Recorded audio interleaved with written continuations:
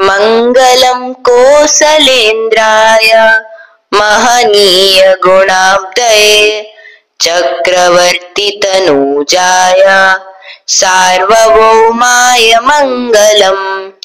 वेदान्तवेद्याय मेघश्यामलमूर्तये पुंसामोहनरूपाय पुण्यश्लोकाय मङ्गलम्।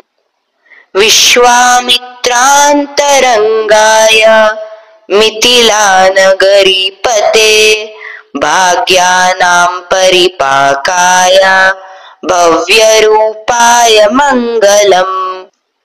पितृभक्ताय सततं भ्रातृभसहसीतया नन्दाति किल लोकाय रामभद्राय मङ्गलम्।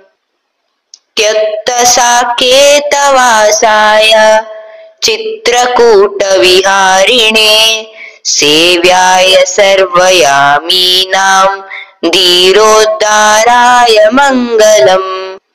सौमित्रणा च जानक्य चापबाणसिधारिणे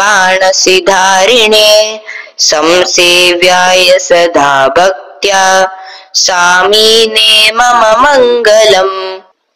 दण्डाकरण्यवासाय खण्डिता परमशत्रुवे गृध्रराजाय भक्ताय मुक्तिदायास्तु मङ्गलम्।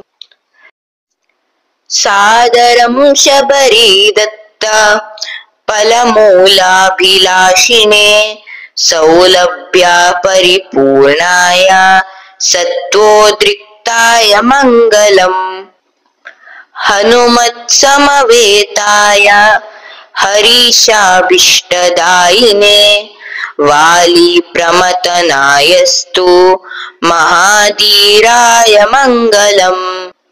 श्रीमते रघुवीराय सेतुलङ्घितसिन्धवे जितराक्षसराजाय रणधीराय मङ्गलम्। असाध्यानगरीं दिव्यामभिषक्ताय सीतया राजाधिराजराजाय रामभद्राय मङ्गलम्।